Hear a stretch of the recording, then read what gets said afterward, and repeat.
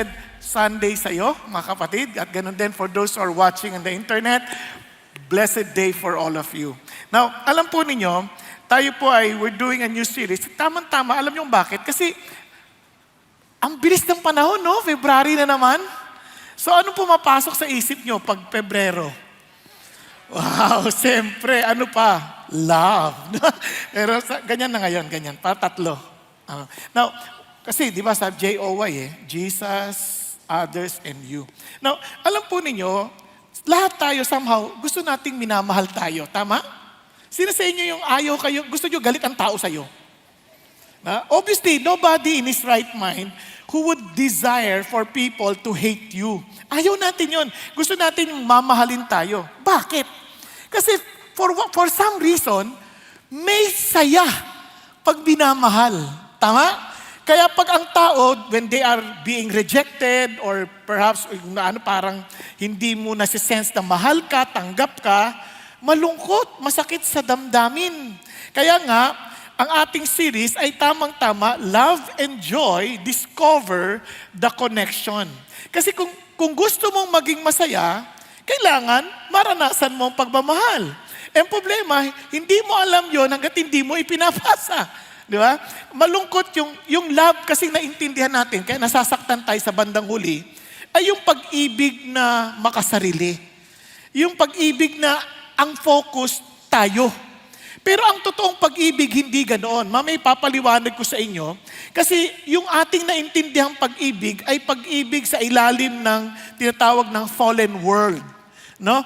Pero ang pag-ibig na gusto nating ma-enjoy at talagang ma-experience at nais ipaadama sa lahat ng tao, yung pag-ibig coming from the eternal God. No? Kaya yun po ang ating pag-usapan ngayon. Alam niyo po ba, no, importante pong maging masaya palagi tayo. There was a study done. Actually, tinanong po si Dr. Michelle Murray ng University of Maryland ng Medical Center. Sabi niya, can a laugh every day keep the heart attack away? Diba? Yung bang pagmasaya ka, yung tumawa ka araw-araw, lalayo ang pagkakataon na ikaw ay maatake sa puso. Diba? Now, sabi niya, maybe so. Yun ang sagot niya. Sabi niya, laughter, along with an active sense of humor, sabi niya, may help protect you against a heart attack. According to a recent study by cardiologists at the University of Maryland Medical Center in Baltimore, the study, which is the first to indicate that laughter may help prevent heart disease, found that people with heart disease were 40% less likely to laugh in a variety of situations. Sabi niya, compared to people of the same age without heart disease. Yun daw taong hindi mahilig tumawa, seryoso, laging malungkot, mas madali daw atakihin sa puso yan. O, tingnan mo yung katabi mo. Hindi pa inaatake yan, hindi pa. Tumatawa lang. The old saying that laughter is the best medicine definitely appears to be true when it comes to protecting your heart. Sabi ni Michael Miller, again, a doctor, director of the Center for Preventive Cardiology at the University of Maryland Medical Center, and a professor of medicine at the University of Maryland School of Medicine. We don't know yet, sabi niya, what laughing protects the heart, but we know that mental stress is associated with impairment of the endothelium, the protective barrier lining of our blood vessels. This can cause a series of inflammatory reaction that leads to fat and cholesterol buildup in the coronary arteries and ultimately to a heart attack. Sarap, no? Parang, wow! Isipin mo, for us who are experiencing the very love of God, imposibleng hindi ka maging masaya. For a Christian, for a Christian to say na hindi niya na-experience mahalin, ay nako, malaki problema mo. Hindi natin naintindihan ang Christianity. Kasi tingnan ninyo, sabi sa 1 John, the one who does not love does not know God. For God is love. Tama? So, imposible na if you know God who is love, hindi ka makakapagmahal, di wala kang joy kasi love fosters joy. and joy fosters love. Parang ano yan interconnected Kaya naman, when somebody asks Jesus, ano bang pinaka-importanting commandment? Surprisingly, ang binigay ni Lord, dalawa lang. Sabi niya ganon. He said, you shall love the Lord your God with all of your heart, with all of your soul, with all of your mind. And this is the great and foremost commandment. So, parang hindi pwedeng may kapalit si Jesus. When you say love, talagang todo ka dapat kay Lord. Sabi niya. At hindi lang yun, tinuloy niya pa. The second is like it. Pareho lang. Kumbaga, para yung sinasabi ni J.I. Packer na isang coin nasa magkabilang side. No? Ito sabi niya, you shall love your neighbor as yourself. On these two commandments depend the whole law and the prophet. Alam niyo, kung titingnan niyo ng mabuti, yung pinaka-summary ng law, kung mahal mo yung kapatid mo, for example, kamahal mo yung kapwa mo, papatayin mo ba siya? Kaya, thou shall not commit murder. Tama? Nanakawan mo ba siya? Hindi. Thou shall not steal. Di ba? Dadayain mo ba siya? Di ba? Hahangarin mo ba yung mga bagay na meron siya na kukunin mo na lamang nang walang paalam o aagawin mo pa sa kanya? Yun na, thou shall not covet.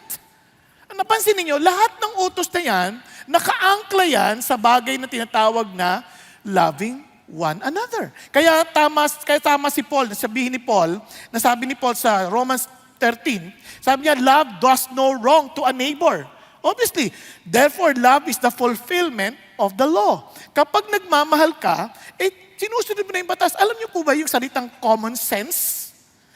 Bansin niyo sabi nila, yung common sense hindi na common. Bakit? Kasi yung common sense, nakaangkla yan sa pag-ibig.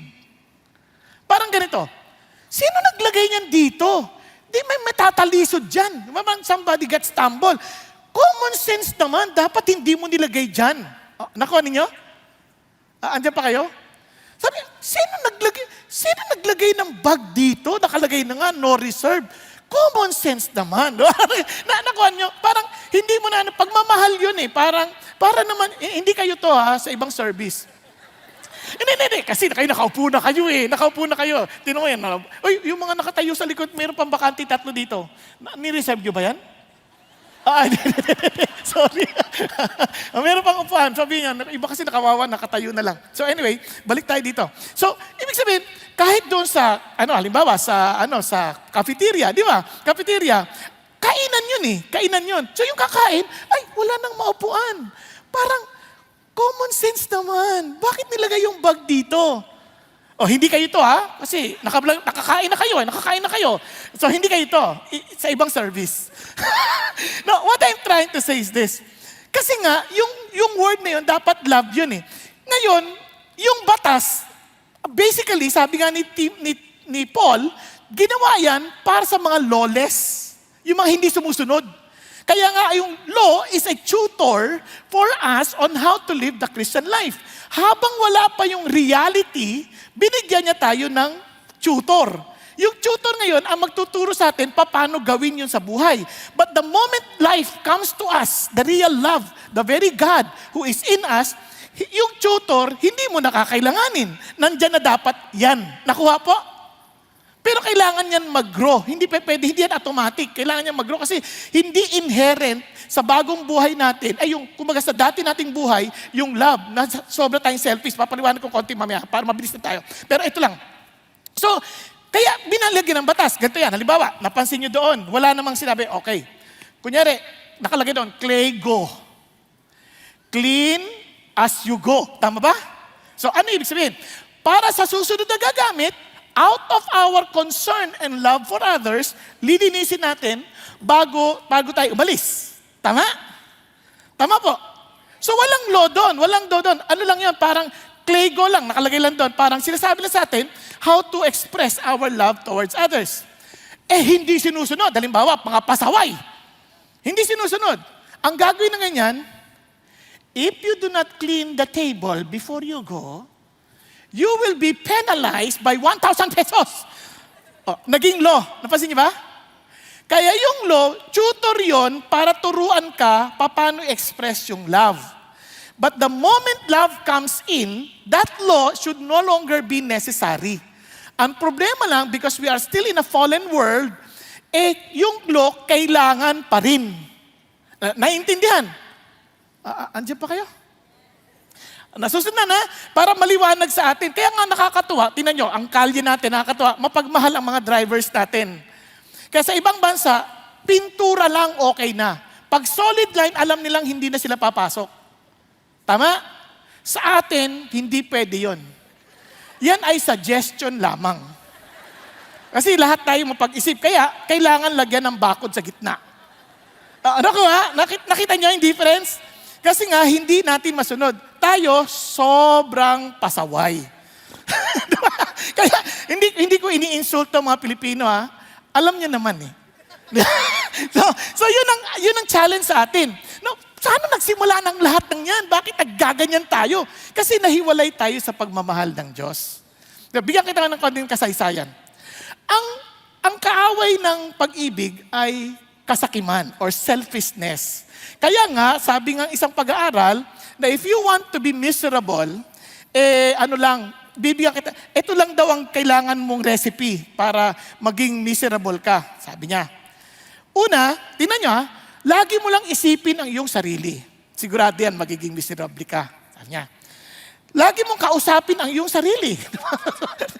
Lagang matindi na pagka-miserable nun. Lagi mong gamitin ang ako as much as possible. Di ba? Lagi mong salaminin ang sarili mo sa opinion ng ibang tao. Ano siya sabi niya? Ako ba tinutukoy niyan? Ayan, ganyan. Laging ganon. Tapos sabi niya, lagi kang makinig kapag talagang, samsamin mo na, habang pinag-uusapan ka, talagang, ako ba yun? Yan. Sigurado magiging miserable ka. Sabi niya, saka lagi kang mag-expect na you will be appreciated. Yung kailangan, pag may ginawa ka, magte-thank you. Pag di nag-thank you, ay, grabe sa mga tao to. Yun, sigurado, malulungkot. Lagi kang maging suspityoso. Ba't nakatingin to? Mangungutang siguro to. Kaya mga ganun. Lagi ka mag-iisip ng masama tungkol sa sarili sa amin. Kasi nga, suspityoso ka. Lagi ka mainggit. Lagi ka magselos. Lagi ka maging sensitive sa mga tingin. At huwag ka magpapatawad sa mga criticism. But lagi kang titingin sa mali ng ibang tao. Huwag kang magtitiwala sa iba. Palagi mong ipilit ang konsiderasyon at respeto para sa iyong sarili. Lagi mong ipilit na sila sumang-ayon sa iyo. Di ba? Dahil ikaw ang laging tama. Kasi may tama ka. Lagi kang malungkot pag hindi nagpasalamat ang ibang tao sa iyo. At huwag kang kakalimot sa mga serbisyong ginawa mo para sa iba. At sabi niya, lagi kang maghanap ng kasiyahan para sa iyong sarili. Huwag kang tutulong sa ibang tao hanggat maaari. Mahalin mo lang iyong sarili, maging makasarili ka. Sigurado ko, yan ang recipe ng isang pagiging malungkot na tao. Now, you ask yourself, yan ay exactly opposite ng pag-ibig. Nakuha ninyo? Now, kung naalala niyo paano nagsimula yan? Nung nagkasalang tao and they turned their back on God, when they ate the fruit, the forbidden fruit, of knowing what is right and what is good and evil, ano nangyari? They realized that they were naked. Doon sila naging conscious sa sarili. Hubad ako. Dati hindi nila iniintindi yun. They just keep on serving. They don't even care that they're naked. But this time, because of sin, they were focused on themselves at dahil doon, lagi na silang punong-puno ng takot at punong-puno ng kalungkutan. Naunawaan ninyo? Kaya, walang pag-ibig na hindi nakadikit sa kamatayan ni Jesus Christ. Ulitin ko. Kaya wag mo sabihin, I love you, nang hindi nakadikit sa death ni Jesus Christ, that is not love. That is sentimental. Kaya anything na love, kaya ang tao, ang love sa mundong ito, selfish pa rin. Looking for self-pleasure, looking for what will satisfy their lust, and they call it love. Hindi yan pagmamahal. Ang pagmamahal, nakaangkla yan na tayo'y maibalik sa Diyos. Kung hindi yun nakaangkla sa ganong direksyon, hindi yan pag-ibig. Now, tingnan niyo po, samahan niyo ako sa 1 John, bago tayo tumungo sa ating aralin ngayong hapon na ito.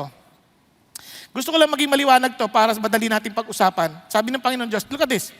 By this, love of God was manifested in us. Pinakita ng Diyos ang kanyang pag-ibig. Sabi niya, nagpakita siya, nagmanifest. That God has sent His only begotten Son into the world so that we might live through Him. Para mabuhay na tayo sa pamamagitan niya. Because we cannot live love. We cannot live that. It's impossible for any human being to love. Because although we have partial expression of love because we're created in the image of God, pero we cannot fully love. Nakuha ninyo? Kasi we're selfish people. Kaya without Jesus Christ, without Him living through us, if we are not to live through Him, hindi tayo makakapagmahal. Nasusundan nyo? Sorry, kailangan kayong tulungan mag-isip ng mabuti. Now, in this is love. Sabi niya, eto yung pag-ibig. Not that we loved God, but that He loved us and sent His Son to be the propitiation for our sins. Ito ang pag-ibig. Hindi dahil mahal natin siya, kunit mahal niya tayo, binigay niya si Jesus bilang kabayaran, bilang pang-alis ng galit niya sa atin. Para hindi na siya galit, mahal niya na tayo. Okay tayo? At kung naintindihan natin yan, yan din ang ipapasa natin sa iba. Okay? Okay, now, kaya wala na yung mga, bakit ganon? Kung talagang will ni Lord, kung di will ni Lord, bakit ako na-in love sa tao na to? Walang ganon. It's a decision to make. Kasi kung yan ay damdamin na you have fallen into it, then you have no control. Hindi tayo utusan ng Diyos to love one another. Kasi hindi mo pwede iutos yan. Mahalin mo yan kahit ang gawin mo. Hindi ko nga siya gusto yan pa! Kailangan mahulog ka dyan. Diba? Parang, nakuha niya ibig sabihin, walang ganon. It's a decision to make. Kasi, kung hindi ang desisyon na sa kapangyarihan ng Banal na Espiritu, hindi natin kakayanin. And itong surprising, the moment you experience that, wow, yung joy hindi mahihiwalay. Because the fruit of the Spirit is love, joy, peace, patience, kindness, goodness, di ba? Gentleness, faithfulness, and self-control. Ang sarap, di ba? Kaya gusto ko yung sinabi ni Pastor Peter, mamaya papaliwanag ko sa inyo. Gusto ko yung sinabi ni Pastor Peter kanina umaga, sabi niya, if you love God, you will love others. When you love God and others, joy is a byproduct. Tama? That is the connection between love and joy, the fruit of the Holy Spirit. It is love and joy. Kaya loving God and others. Now, pero ulitin ko if you love God, but you will only have that if you understand that God loves you. Are you following? Kaya ang ating topic ngayon, knowing that we have experienced the love of God, in that premise, ano sinasabi ng Lord? Ano ating pag-usapan ngayon? Love God and others because God, being love, is the root and joy is the fruit. Okay ba yan? Gusto mo maging masaya? Sino gusto maging masaya dito? Yung mga dinagtaas sa kamay, ano gusto mong mangyari sa buhay mo? Matili malungkot. Kumawa ka naman. If you want to be joyful, then love God, love others. Are you following? Now, paano natin gagawin yan? Sa Philippians, itong ating titingnan. Sa unang kabanata, yung binasa po ni Marty sa atin, may tatlong bagay. Love God and others, we are to pray, encourage, and have a proper perspective. Okay ba yan? Kailangan tayong mag-pray, encourage, and have a proper perspective. Pagsimulan natin sa prayer. Now, sa totoo lang, wala pong pag-ibig na walang komunikasyon. You can communicate without loving, but you cannot love without communicating. Tama? And prayer is communicating with God. If you love God, you will trust Him. If you trust Him, you will talk to Him. And alam niyo bang ang unang manifestation na meron tayong relasyon sa Diyos, na reconcile tayo sa Diyos? Ano sabi ng Lord? By the Spirit of God, we call Him Abba, Father. We cry out to Him, Abba, Father. Ang unang effect sa atin, hindi tayo tatawag to pray. Lord, di ba? And when we receive Jesus Christ, we pray to receive Jesus as our Lord. Kasi nga, it is our first expression. Kaya yung bata, nung pinanganak, anong first expression yan? Umiyak. Diba? And to cry out. Later on, habang nag-grow siya, anong titawag niya? Papa! Mama! O yung iba, Apa! Apachu! Nakuha ninyo, parang, wow, yung baby! Tumatawag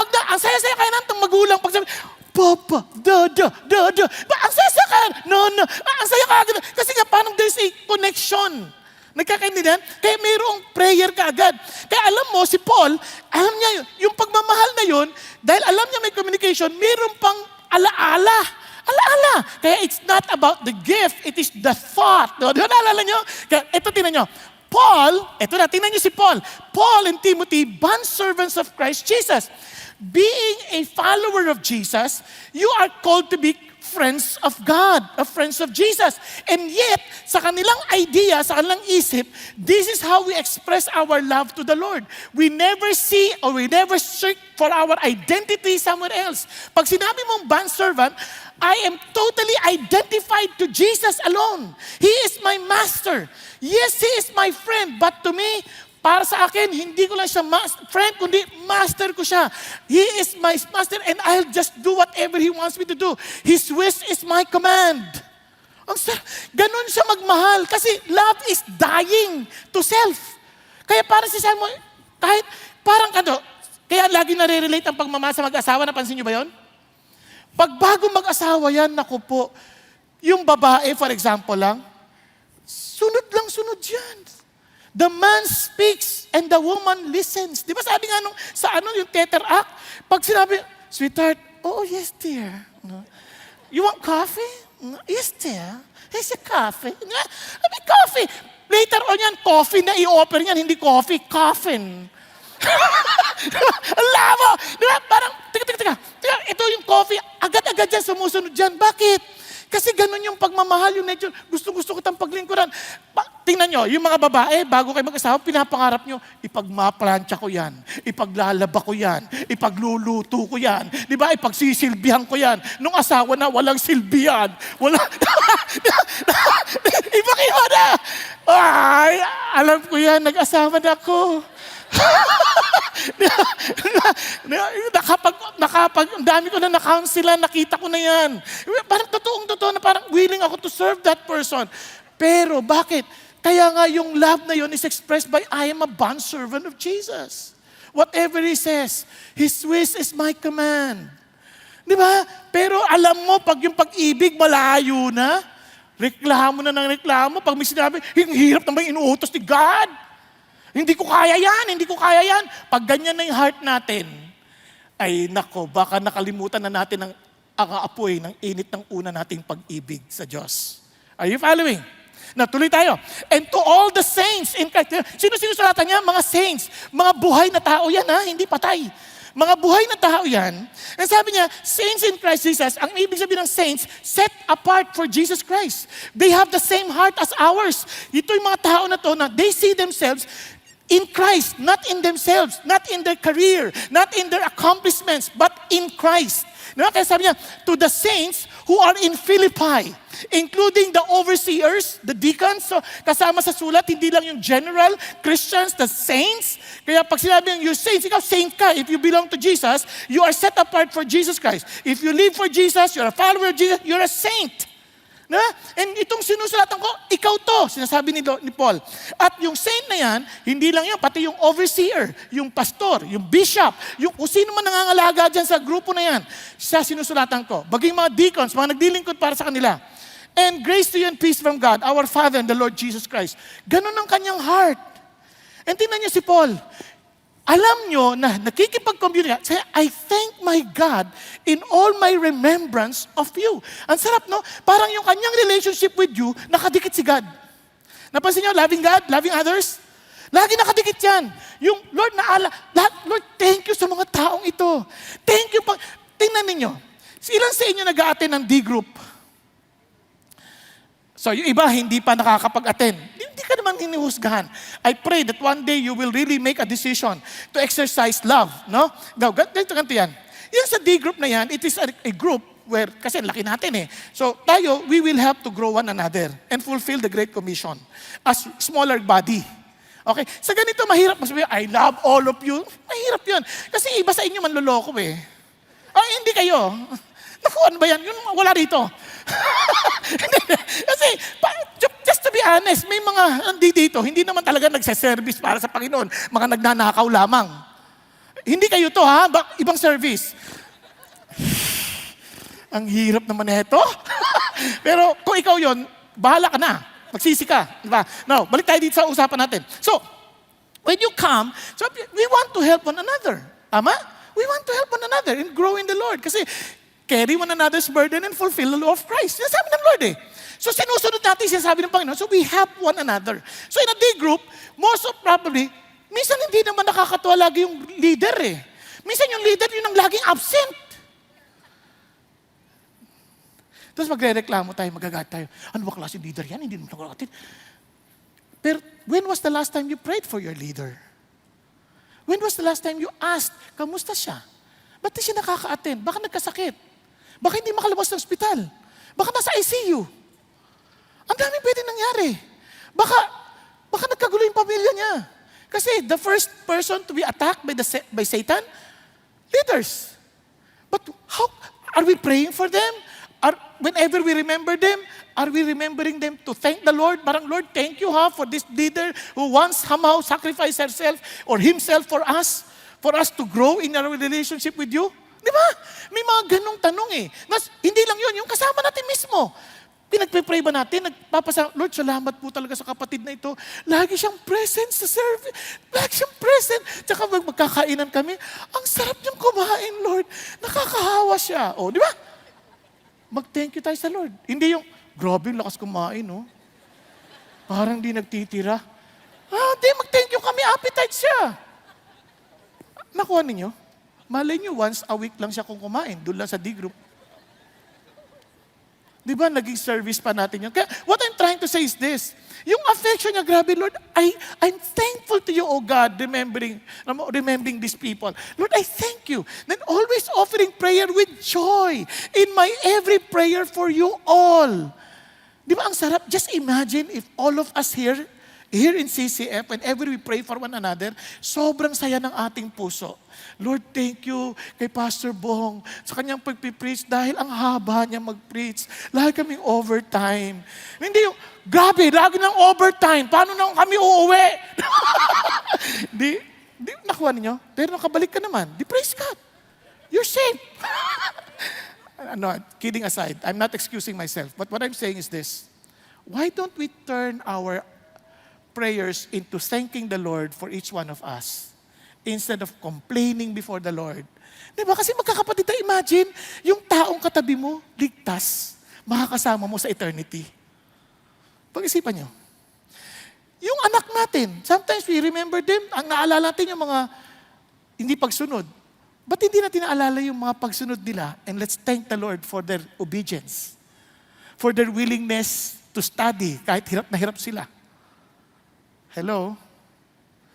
Nagpapasalamat tayo na yung asawa natin, umuuwi, kumakain, hindi sa ibang bahay. Di ba? Kaysa nagre-reklamo tayo, Lord, yung asawa ko, kain ng kain dito.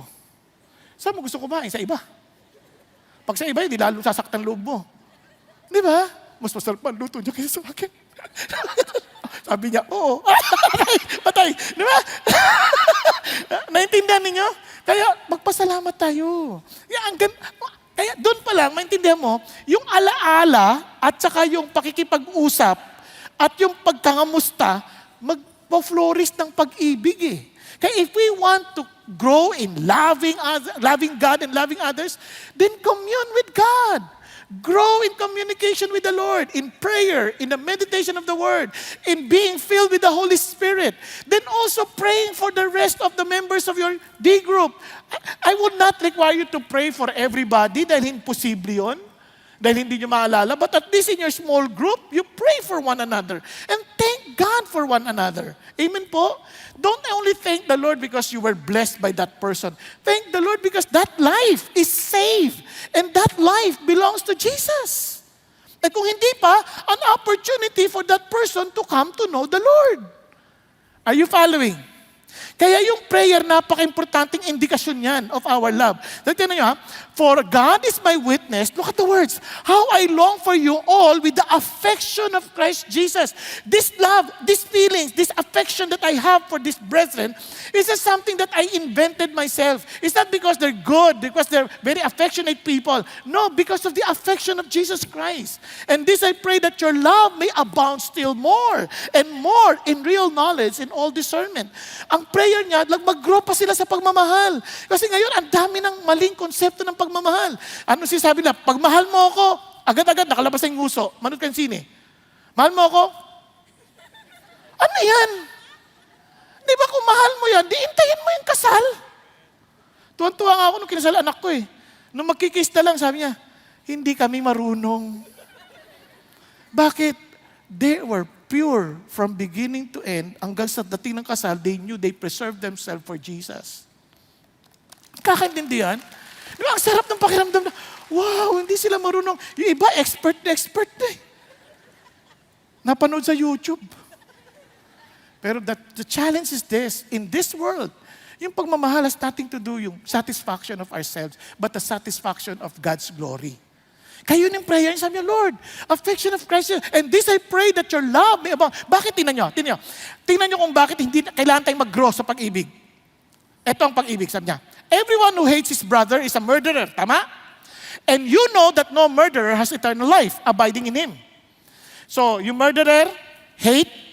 Now, we know love by this, that he laid down his life for us, and we ought to lay down our lives for the brethren.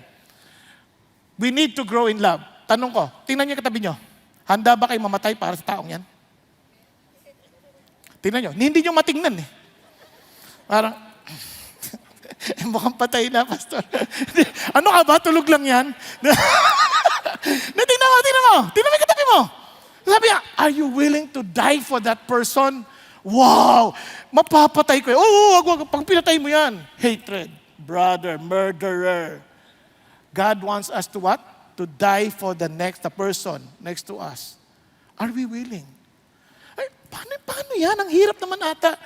Alam niyo, simple natin. Sabi ni Paul, kapag kakain ka, at yung okay lang naman kumain ng karne based on knowledge, kanya lang, pag yan ay ma-distumble, yung kapatid mo, dahil sa pagkain mo ng karne, hindi mo na lang kakainin. Naku, kamatayan sa sarili yon. Tama ba? Kamatayan kasi alang-alang sa kanya. Kaya habang kumakain yung katabi mo ng manok, ikaw lumuluha. Manok. Ay, sarap pa naman. Alang-alang sa'yo, kapatid. Dahil mahal kita eh. Nakuha niyo yung sabihin. Yun, ganun din sa pag-attend ng D-group. Minsan ayaw mo na umattend eh. Nakapapagod ako. Pero alang-alang sa kapatid ko, I need to be there. I need to be there. I want to encourage them. Di ba? Kasi I love them. Nakuha niyo? Lalo ako yung D-group leader. Nakuha niyo? Ako yung D-group leader eh. Lalo na.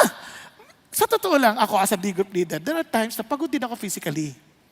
Minsan sasabihin pa nga ng atak ko eh, Papa, pupunta ka pa sa D-group mo? Oo, bakit? Di ba pagod ka na? Oo, mahal ko sila eh. I need to be there. Nakuha niyo? Ganon din. Kung member tayo, ganon din. I don't wanna be late. Kasi I wanna be there. I love these people. I pray for them. Alam mo, simpleng maliit na bagay, akala, yung bang nag-usap kayo o magkita tayo, just for you to be there on time, is an expression of love. Grabe, aga ko magliligo, ang aga ko magpabiyahe, traffic. Dahil mahal ko siya, I'll be dead. Just to go there. Just to be there. Hello? Nagkakaintindihan? Sa asawa. Asawa mo nagre-request, sweetheart, inaantok ka na rin. Pakitapong mo na yung basura. Isama kaya kita. Pagod na ako ah. Pero hindi eh. That's death. Lord, I'm willing to die for my wife. I love her. Tatayo ako. Kukunin ang basura. Umiiyak-iyak pa. Kasi namatay eh. Di ba? Itatapon. Pagmamahal yun eh. Mga anak, pag inutusan kayo ng nanay nyo. Di ba? Ang hirap atang sumunod. O ikaw na mag-usap plato. Sige na nga. Mahal ko kayo eh. Di ba? Dami ko pang assignment eh. Pag bumagsak ako, kayo rin magagalit. You know what I'm trying to say? That's a choice. It's an everyday choice. Kaya we need to grow in love kasi bawat hakbang in our lives, the very step is something that we should learn to express love. I'm telling you, hindi laging ganun. Yan ang struggle ko every day of my life. Yung gusto ko, yung ayaw ko, yung para sa iba, at para sa akin. Nagtatalo yan. Kaya we need to keep on growing, analyzing, praying to God. How will I put this into practice? How is this in real life? Yung mga, sa totoo lang, may mga pagkakataon, huwag kayong magagalit ha. Nakakapagod pagpa-picture. Minsan parang, picture na naman. Ikaw na naman. Ang dami mo ng album. Nakuha mo na mula nung pagkabata ko hanggang sa pagtanda ko. Mula na magsimula ako magpastor hanggang ngayon, ikaw pa rin. Ang saya-saya. Pero huwag niyo ma-misinterpret. No? Minsan, siyempre pagod ka rin minsan. Minsan may kailangan ka kausap. So kailangan mo sabihin, sorry ha, may kausap ako. Pero mararamdaman mo yung mga mukha. Parang, hi? Ayaw niya? Tapos mararamdaman mo yung dating, yung saya-saya-saya niya magpapapicture, biglang, pangit ka naman eh. Yan ang nagbago. Ang saya-saya. Pero it's a reality of life. Naintindihan po ninyo? Hindi ko sinasabing yung ngiti ko kunwari lang. Hindi. Ang sinasabi ko, there are times na minsan nag-struggle ka sa puso mo. Lord, bakit pa? Di ba? Ang dami naman, punta na lang sa Manila Zoo, nandun na naman ako eh. Nakuha ninyo? Are you following? Hindi ko sinasabing, yun ang lagi kong nasa isip. Ha? Baka magtaka kayo, ayoko na magpa-picture yan, pala nasa isip niya. Hindi ganon. There are times. Often times. times. Joke lang. So, ulitin ko. So we need to grow. Tingnan nyo. So sabi niya, so that you may approve the things that are excellent in order to be sincere and blameless until the day of Christ. Yun ang totoong pag-ibig, that I want you to be close to Jesus. Kaya ulitin ko, bakit ako nagpapapicture na rin? Dati ayaw ko eh. Sabi ng Lord, mas mabuti pang makonquer ang city kaysa makipag-ayos sa isang nasaktan na kapatid. For the sake of that brother or sister, Lord, madala lang kita sa Lord. Sige na. Kaysa naman tuwing titingin ka sa akin, ay, suplado yung pangit na yan.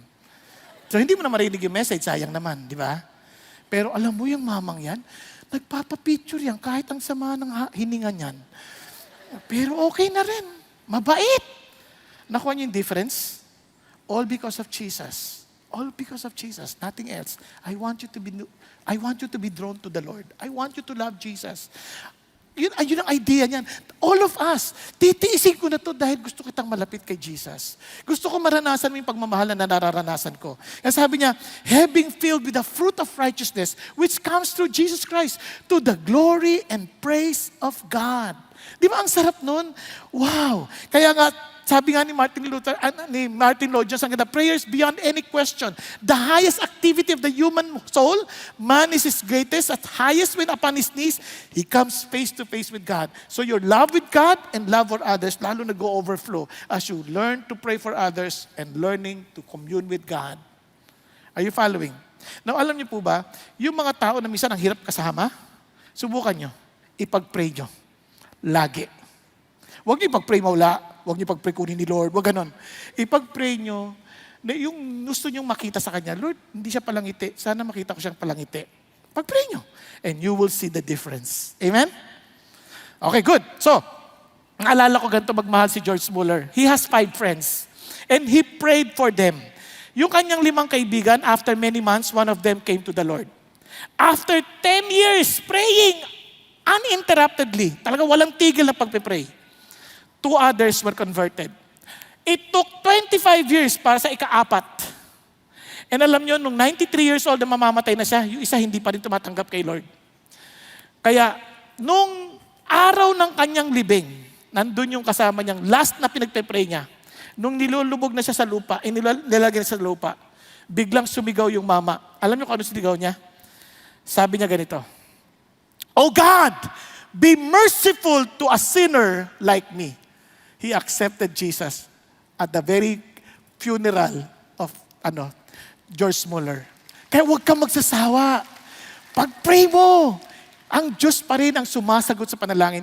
And most of the time, our prayer outlives us.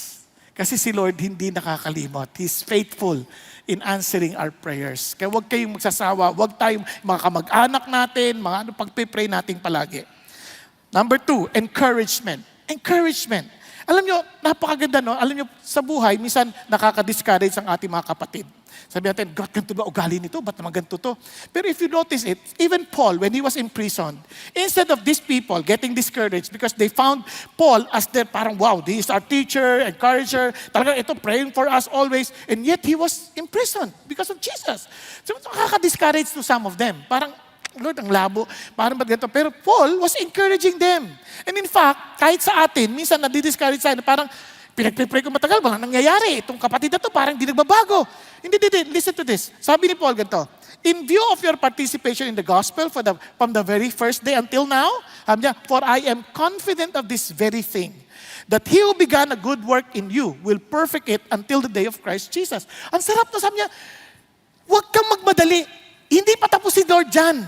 Parang sabi niya, the Lord will perfect that person until the day He comes. Sabi niya, hindi yan magpapago until the day of Christ Jesus.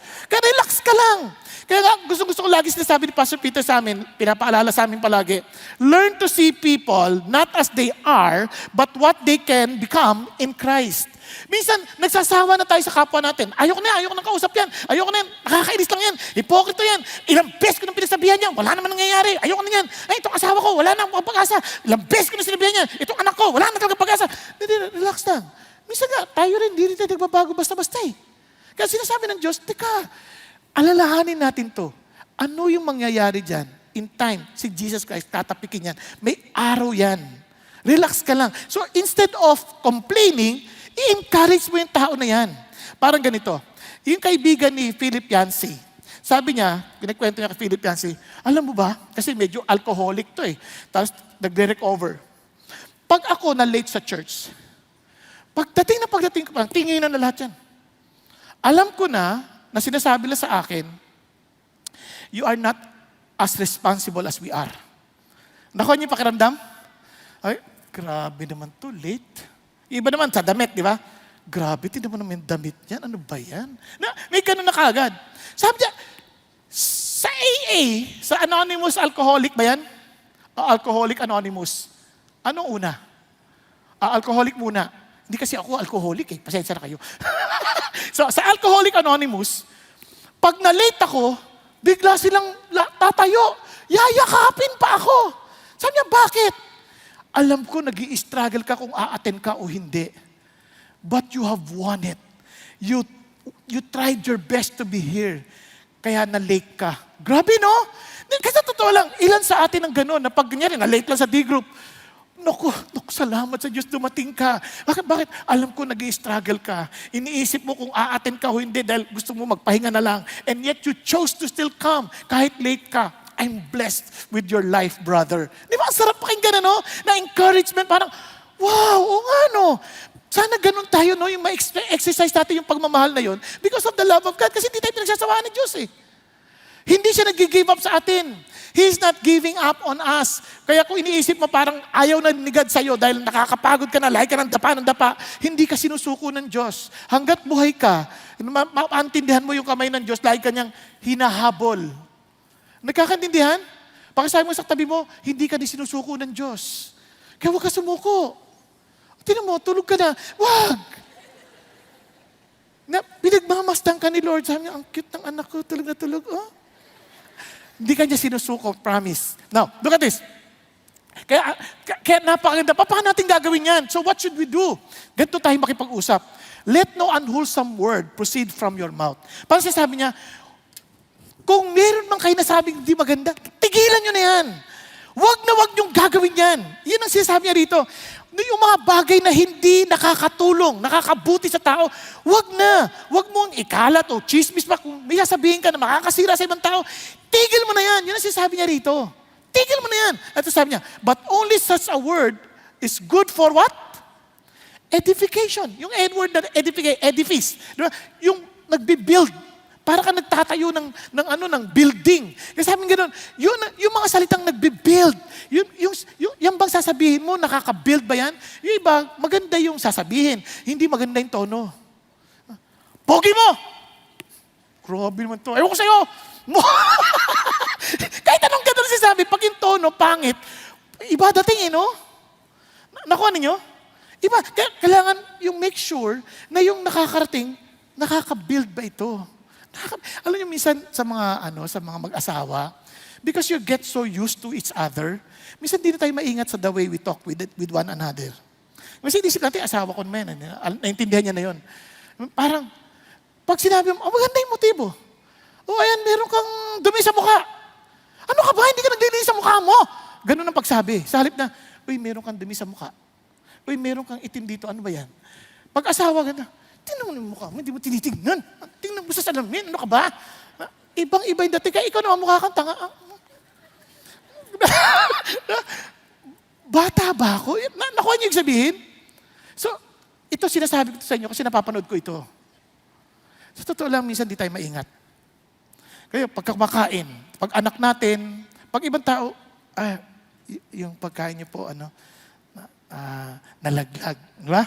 Pero pag anak naman, laglag ka ng laglag. Bawat butil ay napakalaga. Napakaraming taong namamatay sa walang pagkain.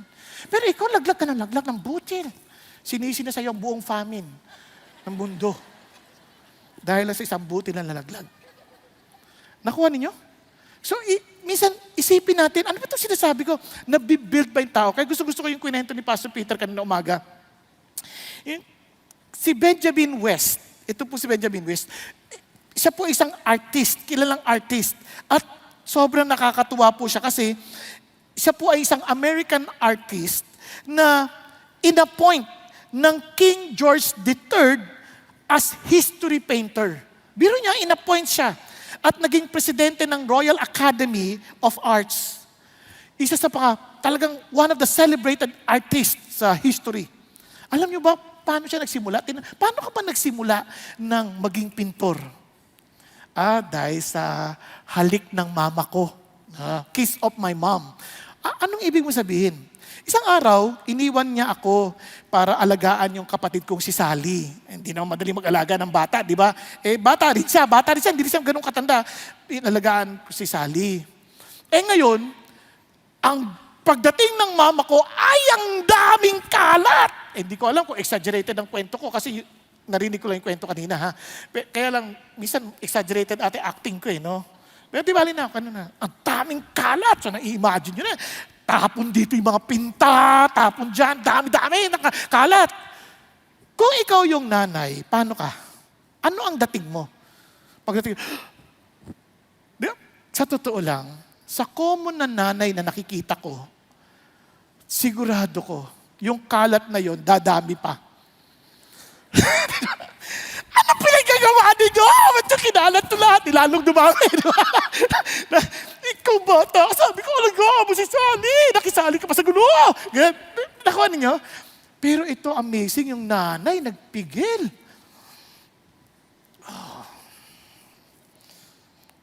Tapos tinignan. Wow! Si Sally! You painted Sally! Hinalikan niya yung anak niya. At dahil doon, na-encourage yung anak to become a painter. Diba? Alam nyo, ang daming potensyal ng mga tao sa paligid natin, but because we don't love God enough, we are not willing to follow Him by encouraging people for them to find their fullest potential. Hello? Tingnan niyo yung katabi niyo. Anong bagay nakikita niyong maganda na gusto niyong i-magnify sa tao na yan? Sabihin niyo lang. Hindi naman masama. Alam mo, nakakatuwa ka. No, ang saya-saya mo. Ha? Nakakatuwa ka. Alam niyo bakit? Tingnan mo sabi ni Paul, bakit ganun ang puso natin? For it is only right for me to feel this way about you all. Bakit? Because I have you in my heart. I love you in a sense. Since both in my imprisonment and in the defense and the confirmation of the gospel, you all are partakers of grace with me. Lahat tayo walang pinagkaiba. We are just recipient of God's grace. Hindi ako nakatanggap ng grace ng Diyos dahil mabait ako, dahil mas mabuti ako kaysa sa'yo, dahil mas magaling ako kaysa sa'yo. No, we are all just partakers of the grace of God. It is an unmerited favor, and I praise the Lord. Kaya dapat ko lang maramdaman to sa inyo. Dapat ko lang i-express to sa inyo. Dapat ko lang ipasa ko to sa inyo. Walang mas magaling sa atin. Lahat tayo ay nakatanggap lamang ng biyaya mula sa Panginoong Diyos. Amen po? Kaya dalawa lang ang choice natin. Ikaw ba'y maging encourager o hindi? Siguro mas mabuti pa, ikaw ba'y bubuyog o langaw? No, kasi daw ang bubuyog, ang mga bubuyog, ang hinahanap niyan ay kagandahan ng bulaklak para kunin yung pong nectar niyan at maging tamis sa maraming tao. Nakuha ninyo? Pero ang langaw, ang pinupuntahan niyan, mga basura. Na pag kumalat siya, nagdadala ng sakit sa maraming tao. Kasi hindi sila nakaka-encourage. Ngayon tanong ko sa inyo, ikaw ba'y bubuyog o langaw? At alam nyo sa ngayon, katulad ng sinabi ni Pastor Peter kanong umaga, palagay ko dapat assignment din natin yon. Humanap tayo ng tao na maging bubuyog tayo sa kanila. Hindi yung, hindi ganon.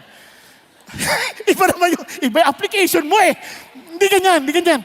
Yung maging encouragement tayo. Itong linggo lang na to, hanapin niyo yung mabuting ginawa ng asawa niyo, ng anak niyo, encourage niyo at maging kasaynayan natin. Huwag yung puro mali ang hinahanap natin. Inaabangan natin yung mali. Ala, huli ka na naman. Huwag ganon. Abangan mo yung magandang ginawa, tapos encourage mo siya. Alam mo, nakakatawa yung ginawa mo, nabe-bless ako sa'yo. Di ba? Okay tayo? Sino gagawa ng assignment? Oy, puro langaw ang marami dito, ha? Kapatid, ha? Ulit. Sino magiging mga bubuyog dito? Praise God. Konti lang ang langaw, dalawa na lang.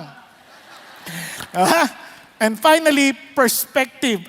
Actually, it's a proper perspective. Kasi different people has different perspective in life. At normally, yung perspective natin is affected by our experiences or perhaps our education. Yung perspective natin affected by the suggestion of somebody else or someone that we please, no, parang someone we like to please, di ba? Minsan affected tayo or maybe our bad experiences, yung mga past experiences na meron tayo, mga traumatic experiences. Ang malungkot pa sa traumatic experiences, hindi basta nakakalimutan yan. In fact, hindi nakakalimutan yan. Kailangan mong malagpasan yan, di ba? And kung hindi maaayos yung perspective na yon, naapektuhan. Kunyari, minsan kaya tayo suspetsyoso sa ibang tao at hindi natin ma-express yung love ng Panginoon Diyos kasi nga, isip natin, ganyan na talaga yan. Lalo na tayo, may tendency na yung taong kinakaharap natin, lagi ang bisihan natin ng pagtingin sa kanila ay yung kanilang nakaraan. Naunawaan po? Hindi natin sila bigyan ng puwang na pwede sila nagbago along the way. Ang tingin natin sa kanila yung noon pa rin ng alaala ng nakaraan. Tama? Kaya tuloy, yung ating expression ng pagmamahal para ng Diyos, para sa kanila, naapektuhan. Kalimbawa, pag nakita mo ako, kunyari ako, nakita ako ng lola ko.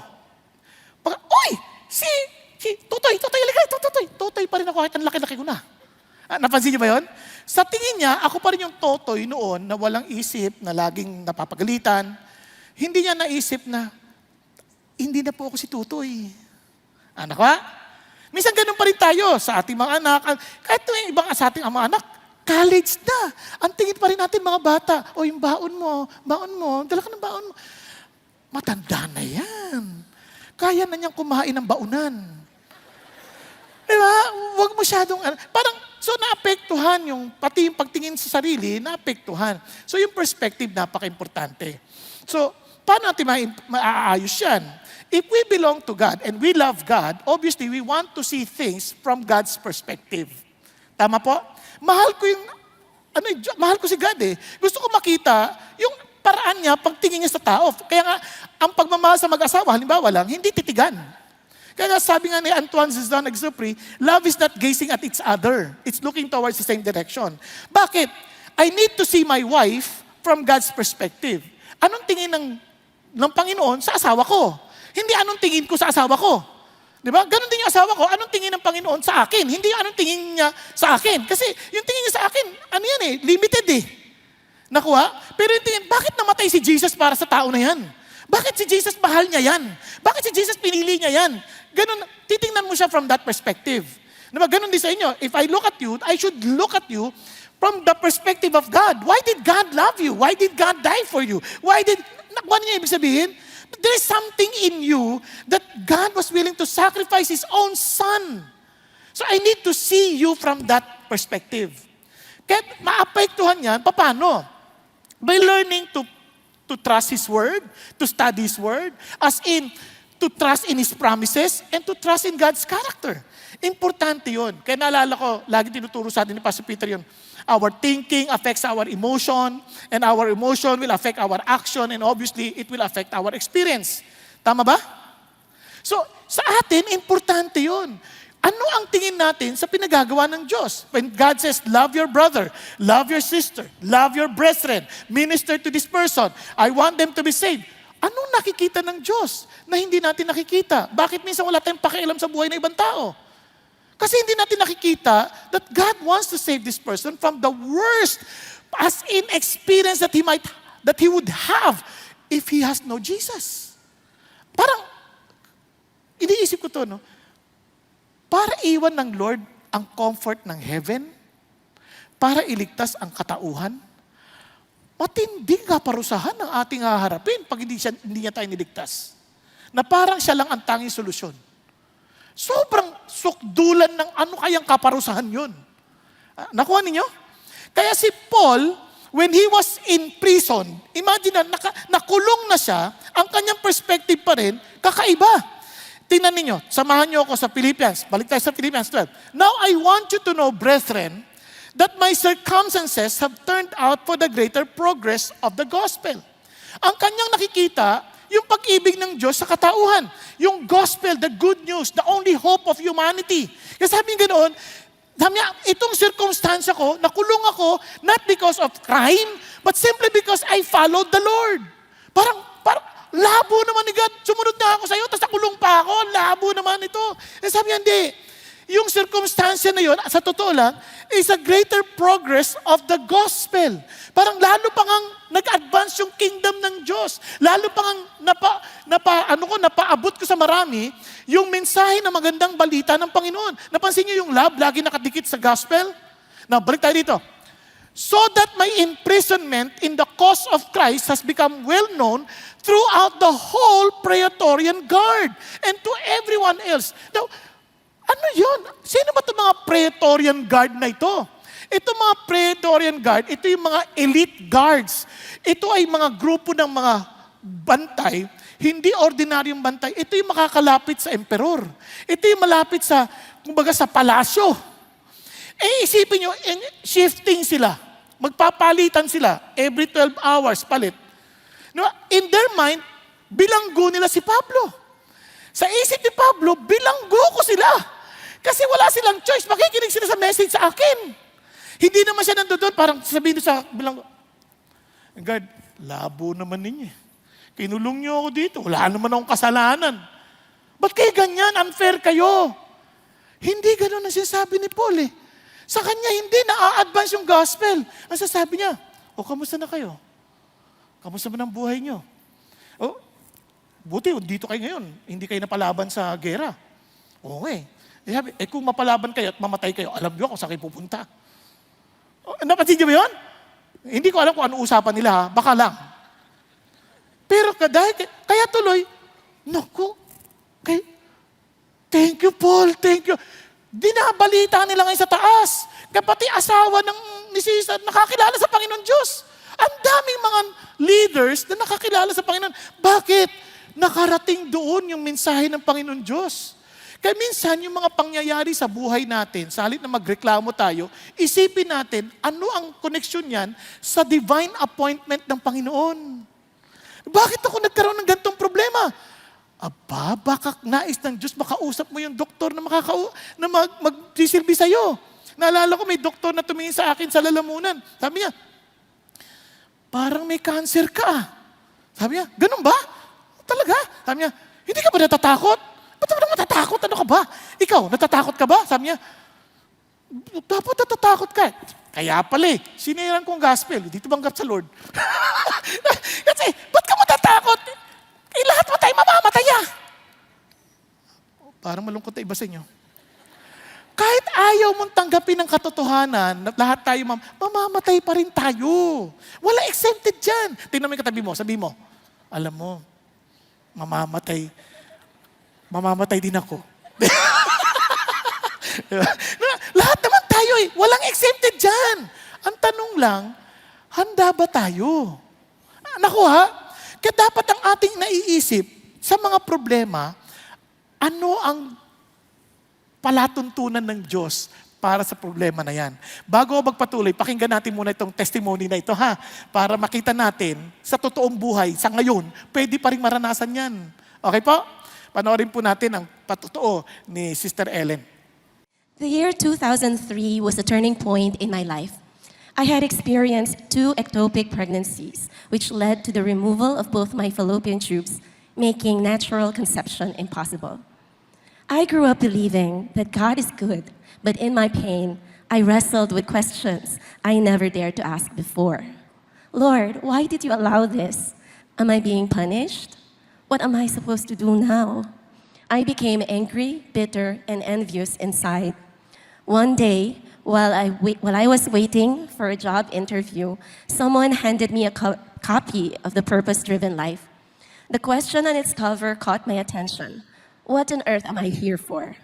I remember staring at it, thinking, what purpose could a barren woman like me possibly have? I got the job, and I thought maybe this is my purpose, to work and build a career. But God had a far greater plan. A colleague of mine shared the gospel with me. I had heard it before, but this time it was different. Something shifted in my heart. I realized that I wasn't just physically broken. I was spiritually lost. My greatest struggle wasn't about my inability to bear a child. It was about a deeper emptiness that no child, achievement, or dream could ever fill. The good news showed me the overwhelming love of Christ. He had given his life for me, not because I had done anything to deserve it, but simply because he loved me. In response, I repented of my sins and surrendered not just my pain, but my whole life to Jesus. With that surrender came a change in perspective. As I walked with him, he showed me that my completeness wasn't found in motherhood, marriage, or success. It was found in him alone. In 2007, with the support of our family, my husband and I had the opportunity to undergo in vitro fertilization. It was physically and emotionally challenging, but we stepped out in faith. We had several embryos and tried multiple transfers, but all our attempts failed.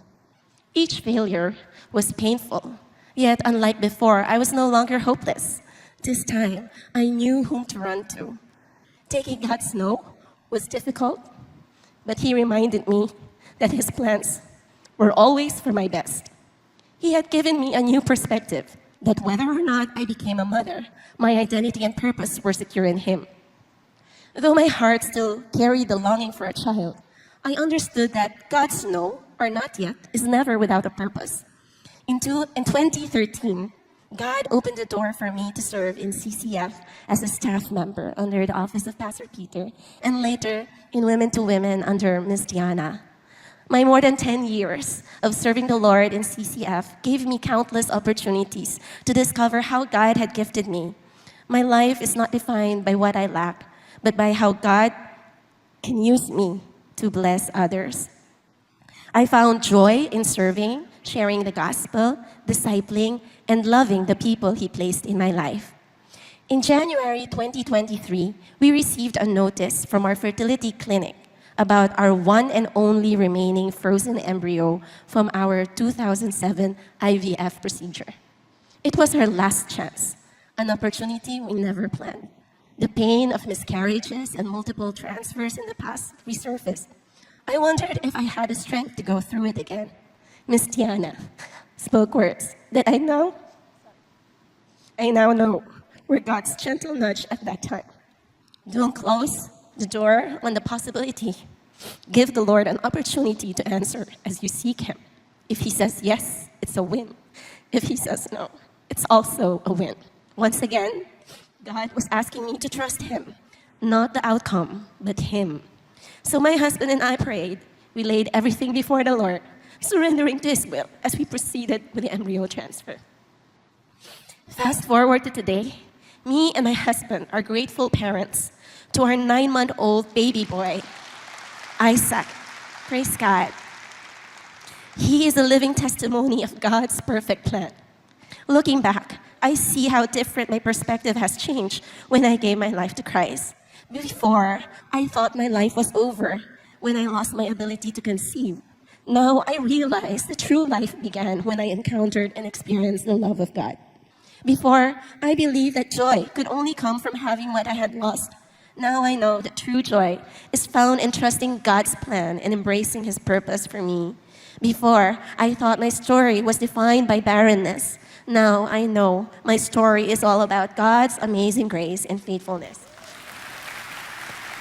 As I step into this new season of being a full-time mom and wife, I hold on to the same truth that has carried me through every high and low. God is good, His plans are perfect, and whatever comes next, I know that my greatest joy and fulfillment will always be found in Him alone. To God be all the glory, Praise honor, God. and praise. Praise God. Nakakatuwa, no? Binigyan siya ng anak, ang pangalan niya Isaac. Di ba? Pero alam niyo, kailan siya binigyan ng Diyos? Kung kailan may na-realize na my life is not about my accomplishments, my achievements, by being a mother or whatever, sabi niya, kay Jesus lang. As long as we see Jesus as the center of our lives, hindi natin maintindihan how we can be a blessing to other people. Kaya nung nakita niya, ang sarap pala maging blessing sa ibang tao. And yet, ang Diyos, hindi pa rin tapos. Binigyan pa rin siya ng anak. Hallelujah. Amen po? Now, anong ibig sabihin nito? Balikan natin itong and the most of the brethren trusting in the Lord because of my imprisonment. So hindi ko iti-take to against God or against anybody, kundi have far more courage to speak the word of God without fear. Dahil dito, lalong tumapang yung mga kapatiran na mag-share ng gospel. Dahil dito, yung gospel, yung kingdom ng Lord, lalong na-advance. Kaya nga ang ganda ng sinabi ni Pastor Peter na flow chart. Sabi niya yung circumstansya at tama yung perspective, dadala tayo sa tamang action na laging equal doon sa purpose ng Diyos. Are you following? Kaya ang idea, if I love God, then siya ay sovereign. Tama ba? If He is sovereign and He is all-knowing, He knows what is best for me. And surely, because of His sovereignty, He can accomplish what is best for me. Tama ba? Tama ba? And kung siya ay sovereign, makapangyarihan, and loving siya, obviously, ang kanyang heart sa akin is always for my good. So He will not allow anything that is not good for us. Kaya all things work for good for those who love God and walk according to His purpose. Kaya sa halip na magreklamo tayo, ano ba nangyayari sa akin? Teka Lord, mahal mo ako eh. Pinahintulot mo to eh. May purpose ka. So ba't ako magre-reklamo? Dapat nga matuwa ako dahil makikita ko ngayon kung paano mo i-unveil yung surprise mo sa akin. Amen? Nasusundan? Ay, parang ano yung pinapalakpak nila? Hindi. Ulitin ko. Kasi ang Diyos natin, mahal ka. At dahil doon, pag tinignan natin, Lord, dahil mahal mo ako, hindi ako mapapahamak. Now, listen to this. Ang problema natin, kaya hindi natin makita si God ng mabuti, hindi dahil maliit si God, kundi dahil malayo tayo kay God. Ang eroplano, maliit tingnan sa malayo, pero ang laki niyan pag malapitan. Ganon din ang Diyos. Minsan, ang liit ng Diyos sa ating mga pananaw. Kasi ang layo natin sa Kanya. Subukan nating lumapit nang makita mo na ang problema natin ang liliit kumpara sa Panginoong Diyos na ating pinaglilingkuran. Amen? Kaya, sabi ng Panginoon, sabi niya, that most of the brethren trusting in the Lord because of my imprisonment have far more courage to speak the word of God without fear. Some, of course, are preaching Christ even from envy and strife, but some also from goodwill. So, hindi ko makontrol yan.